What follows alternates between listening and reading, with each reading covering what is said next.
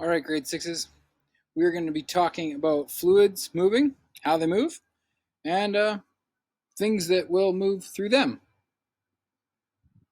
Yeah, that makes sense. Cool, so let's get into it. I'm just out of the pool, so goggles, safety first, right? You know how it is. Okay, so why do hot air balloons go up? Really, why do they go up? Most people know the common phrase in science that hot air rises. But that's not always true. Well, no, that is true. But hot fluids rise as well. Fluids are liquids and gases that flow. And here's a great example. I got a pot on the stove and I'm heating it up. It is blue water. And as you can see, the hot vapor, the hot fluid is coming out and it is rising. It is not just coming out of there and dropping down onto the stovetop. You can see the vapors all going up. They are rising as we speak. It's a common thing that a lot of people understand, and it's true. Hot air does go up. That's partly what helps the balloon go up. It's a weird example, but a fart? Why do you smell it after it comes out? Of someone else, not you, of course. Because the molecules are warm from inside the body and they go up. That also means the molecules are going inside your nose. That's a side issue. We'll talk about that later in particle theory in grade 7. Don't worry about that right now. But the molecules are going up because they're warm. That's a hot fluid. Hot fluids tend to rise. Cold fluids tend to sink. Has to do with their density. I have this picture here of ice cubes that I threw in my hot tub, and I'm going to show you a video of what they're kind of doing, and the video shows the stream of water, of cold water, going straight down to the bottom of the tub in the warm environment. So it shows that cold water and cold fluids sink, whereas warm ones tend to rise. So you can see right here that the trail of water underneath the ice cubes, they're blue and red, I colored them with food coloring, is trailing straight down to the bottom of the hot tub. Pretty cool. Even at the bottom, you can see it's starting to warm up and it starts to come back up, rising. Why do hot fluids rise? It has to do with the density of the molecules and how fast they're moving, which is a concept that maybe you don't quite understand, and that's okay. We can learn about it in a future class.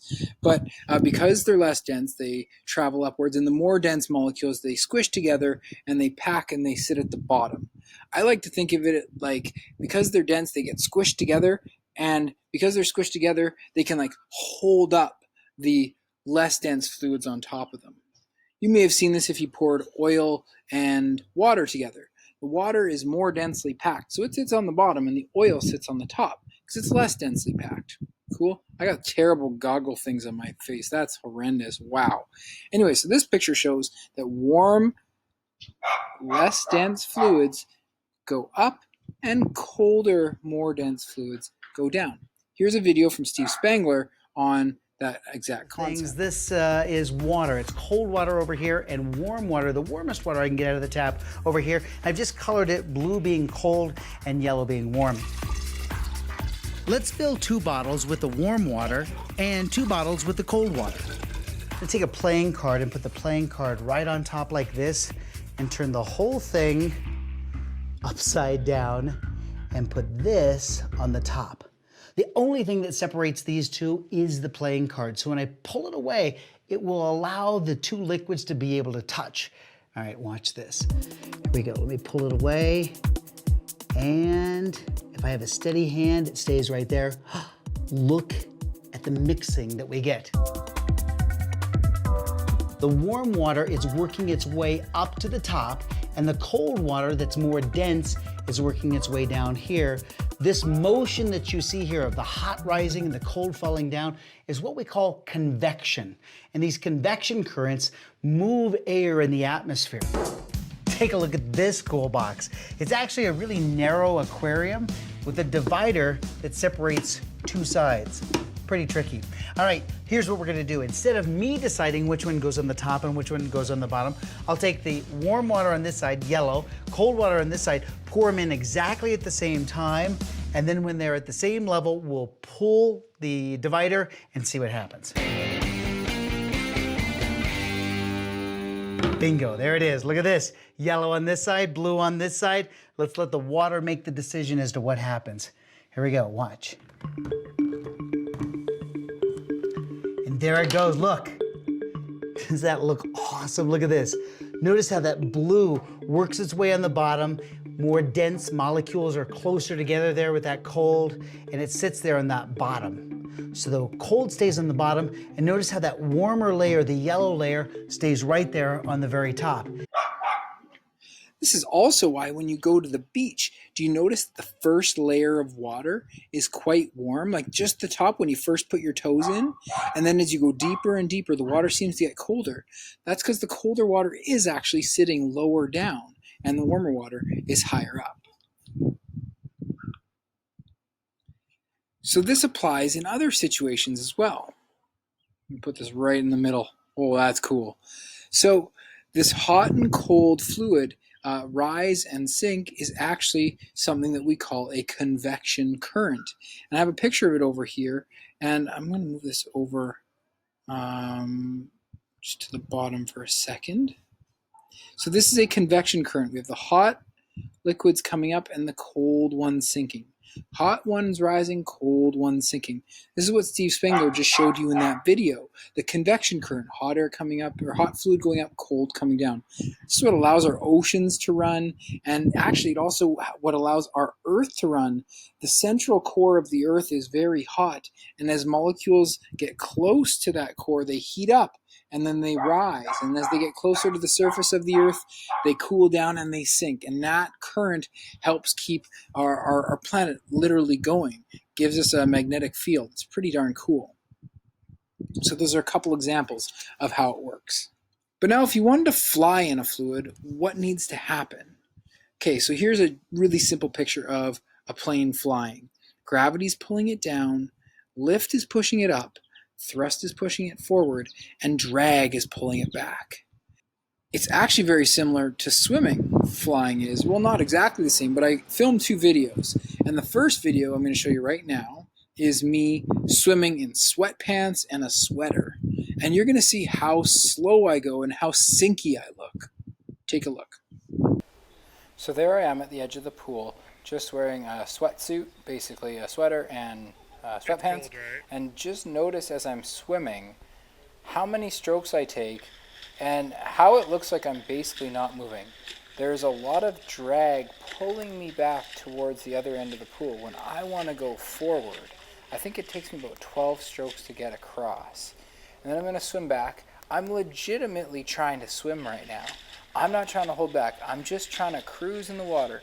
My legs are really sinky. My body's really sinky. It's really tough to do. Now what I'm going to show you is the underwater view, and I am going to try to swim away, and you're going to notice, again, how low my body is in the water. I'm almost at a downward angle. All the clothes are providing such a big amount of drag. It's literally pulling me down towards the bottom of the pool, helping gravity do that, and I'm not able to travel forward. Now the second video I've got is me swimming in a wetsuit, and you're going to notice how effortless it looks, that I'm just kind of cruising through the water. I take a few strokes and I'm across the pool. No big deal. Like I said, when you see me get into the water, I'm wearing a wetsuit this time. Look at how high my feet are in the water as compared to the last one. And count the strokes. 3, 4, 5, 6 strokes and I'm across the pool. I'm literally gliding or flying in the water because I'm aerodynamic. I don't have that drag. Gravity can't pull me down because I'm creating enough thrust and lift in the water to travel along it. Very cool. So swimming, very similar to flying. Now I'm going to show you the underwater shot. And again, you can see this time my legs are very high in the water. There's not a lot of drag holding me back. I'm able to glide through the water. Very aerodynamic. Very easy to swim or fly in the water when you've got the right material on.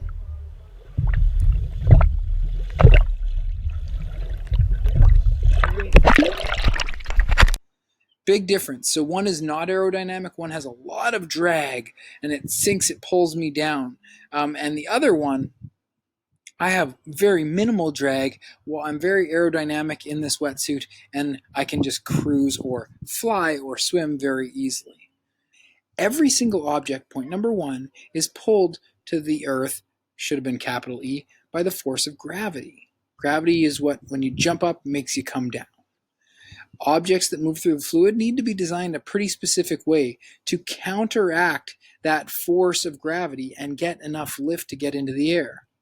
Like, you don't see planes shaped like boxes very often, do you? It's not aerodynamic. It doesn't allow them to really travel in the right direction. It doesn't give the right surface. They're also not bumpy, because bumpy surfaces aren't necessarily good for being aerodynamic. They're very smooth. Planes, birds, most things that fly. Drag is the force that pulls you back. It holds you back. And everything has drag. When you run into molecules, if you hold your hand out the car window, like just like this, like that car window, there's like, you feel that force on you. But if you turn it like this, it feels like less. There's more drag here than there is with this. Okay. And the thrust, that's what moves you forward. That's your jet engine. That's your car's engine, whatever gives you propulsion. That's how you travel through a fluid. You need these four forces to kind of figure themselves out. Gravity's too much, plane goes down. Lift is too high, I guess you go to space. Drag is too much, you don't go that way. Thrust is too much. I don't know if there's a reason thrust would be too much. Unless you're landing, then you may not want thrust to be too high. Anyways, why don't things fly sometimes? Well, if the gravity is pulling them too much down and they don't have enough lift, then they're not going to fly. If they don't have enough force going forward, the thrust to generate that lift, then they're definitely not going to fly. It's a big reason and determining factor for why pigs don't fly. They're just not shaped correctly.